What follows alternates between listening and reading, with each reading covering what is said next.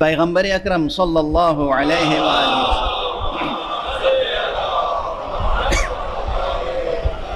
اور امیر المؤمنین امام المتقین علی ابن ابی طالب علیہ السلام دونوں معصومون ہیں، یہ وعدہ کیا ہے۔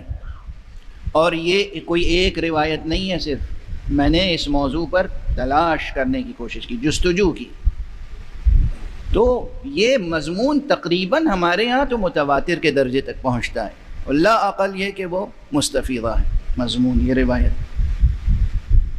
کہ معصوم نے وعدہ کیا ہے کہ اس دنیا سے نہیں اٹھے گا کوئی مومن،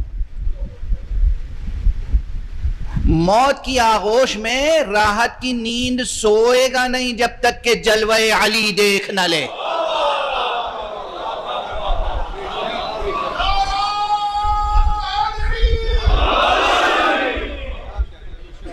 اور بتائیے، اپنے دلوں پہ ہاتھ رکھ کے بتائیے، اس سے بڑی موت کی کوئی قدر و قیمت ہو سکتی ہے؟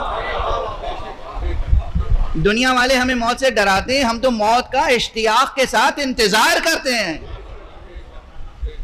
وعدہ ہے۔ اور اس ضمن میں بس ایک روایت تیزی سے یاد دلا کے آگے بڑھ جاؤں۔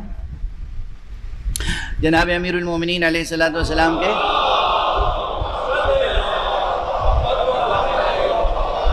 ایک بہت مخلص صحابی تھے، بہت مخلص، اور ان کا نام تھا حارث ہمدانی، بہت مخلص اور سن رسیدہ۔ ان کا عالم یہ ہو گیا تھا آخری عمر میں کہ بغیر سہارے کے چل نہیں پاتے تھے۔ روایت یہ ہے کہ ایک مرتبہ وہ آئے اور غالباً معمول کے مطابق وقت پر نہیں آئے، غیر معمولی طور پر وہ آئے، اس میں غیر معمولی طور پر، اور پیروں کو ٹھوکریں لگ رہی تھیں، سنبھالتے ہوئے آگے بڑھے۔ حضرت امیر اپنی جگہ سے اٹھے، آگے بڑھ کے سہارا دیا۔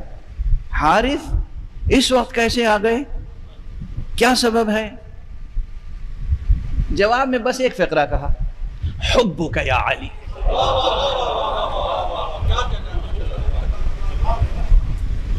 علی تمہاری محبت کھینچ کے لائی۔